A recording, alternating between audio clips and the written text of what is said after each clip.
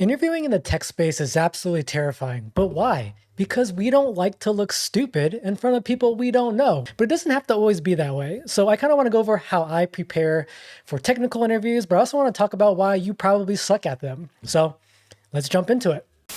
All right, let's start off with why you suck or things that just hold you back in general. The first common one I see is just being scared of rejection.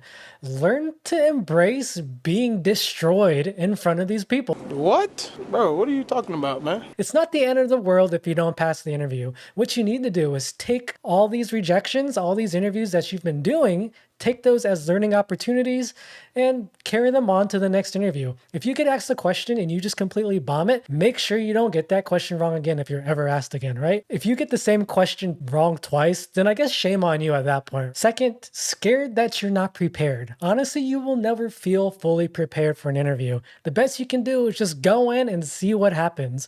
But if you go in with literally no confidence in yourself, why would this company or interviewer think you're capable of doing the job? Third, you're not studying. What? Do you even care? Bruh. Okay, let me back up. Not everyone likes to study for interviews, and honestly, some people are just so intellectually capable that they don't have to study. Good for you if that's who you are. Me, I have to study. You know, people complain about algorithms. I have so many friends that just get crushed by algorithms and they just complain. Why are they asking algorithms?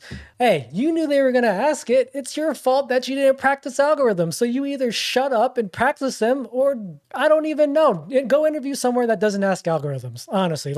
But for me, it's like, why not? Like, if you know they're going to ask algorithms, then just practice it. You know, you have to play the game. We all hate, sure, lead code interviews suck, but I realize that I'm going to have to answer these questions at some point, potentially. So if I get them, I would like to, get it right or at least do a good job. And, honestly, complaining about lead code questions and then bombing them every single time, that literally gets you nowhere. I don't understand that mentality. Man, I got heated on that last point, but you get it. So let's move on. Let's talk about how I prepare for interviews and how I try my best to not suck and look stupid. For full transparency, if you don't know, I'm a senior software engineer at Netflix. So primarily the roles I'm going to be going for are either going to be senior and up. But again, the way I prepare is going to be pretty much applicable across all levels. So the first obvious one, which we've kind of already tapped on a little bit, was study. Study algorithms, study system design, study whatever is applicable to the role you are interviewing for. I can't really go further than that because it's literally just common sense. So there you go.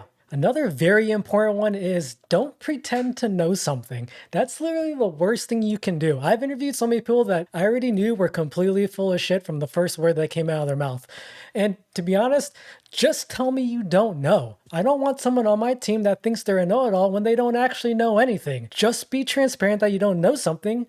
Just be humble. Jesus, no one, God. Another banger point is, oh my God, I don't want to say banger point. Another thing I like to do is I don't just like to focus on code, right? I focus on my career in general. So one important thing that you're going to start to experience is just being able to tell good stories about yourself, right? Think of impactful moments from your career. And if you can't think of none, maybe you just haven't been that impactful.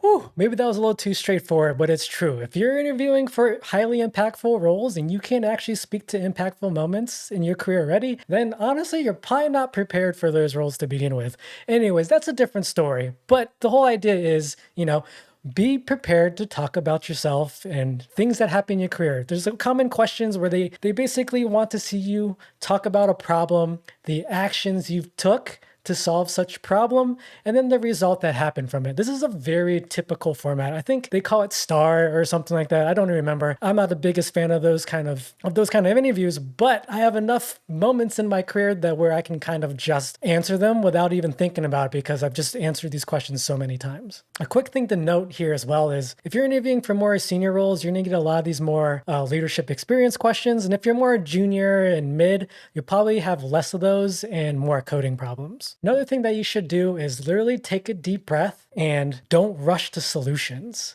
What you want to do is when an interviewer asks you a question, reiterate that question back to them. Make sure you truly understand what they said to you. The biggest mistake I made early in my career was I thought that the perception of solving a problem fast made me a better candidate, which maybe there's some truth to that, but at the end of the day, I was actually solving these problems or trying to solve these problems as soon as the last word came out of their mouth. And you know what? I ended up trying to solve the completely wrong problem because I was just heads down coding whatever the heck I was coding or blabbing on whatever I was talking about, and it ended up being wrong, and it just hurt me at the end of the day. So again, take a step back, reiterate your problem, and then incrementally work yourself towards a solution. So I'm going to close it out here, and I just want to leave you with this final thought of mine.